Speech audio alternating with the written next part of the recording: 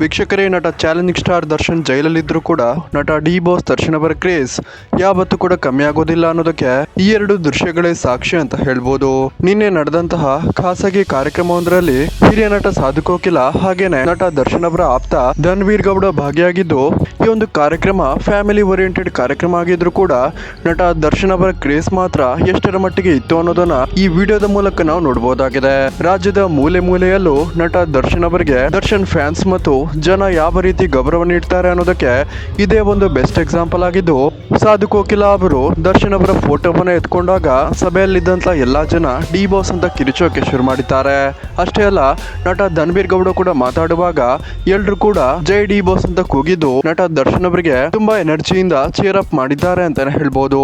So ವೀಕ್ಷಕರೇ, ನಟ D boss Darshan ಅವರ ಫ್ಯಾನ್ಸ್ ಮಾಸ್ ಮಾತ್ರ ಅಲ್ಲ, ಕ್ಲಾಸ್ ಫ್ಯಾನ್ಸ್ ಕೂಡ ನಟ ಡಿ ಬಾಸ್ ದರ್ಶನ್ ಅವರ ಕಟ್ಟ ಅಭಿಮಾನಿಗಳು ಅನ್ನೋದಕ್ಕೆ ಇದೇ ಒಂದು ವಿಡಿಯೋ ಸಾಕ್ಷಿಯಾಗಿದ್ದು, ನಿಜವಾಗ್ಲೂ ಇಂತಹ ಒಂದು ಫ್ಯಾನ್ಸ್ ಗಳನ್ನ ಪಡೆಯೋದಕ್ಕೆ ನಟ ಡಿ ಬಾಸ್ ದರ್ಶನ್ ಪುಣ್ಯ ಮಾಡಿದ್ದರು ಅಂತಾನೆ ಹೇಳ್ಬಹುದಾಗಿದೆ.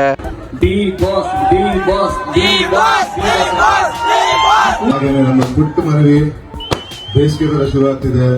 ದಯಮಾಡಿ ಎಲ್ಲರೂ ಮನುಷ್ಯ ಮಾತು ಏನು ಪ್ರಯೋಜನ ಇಲ್ಲ. ನಾವು ನೋಡ್ಬಿಟ್ಟು ಅಸೂಯೆ ಪಡೋದಾಗುತ್ತೆ. ಮೂಕ ಪ್ರಾಣಿಗಳಿಗೆ ಕೈಲಾದಷ್ಟು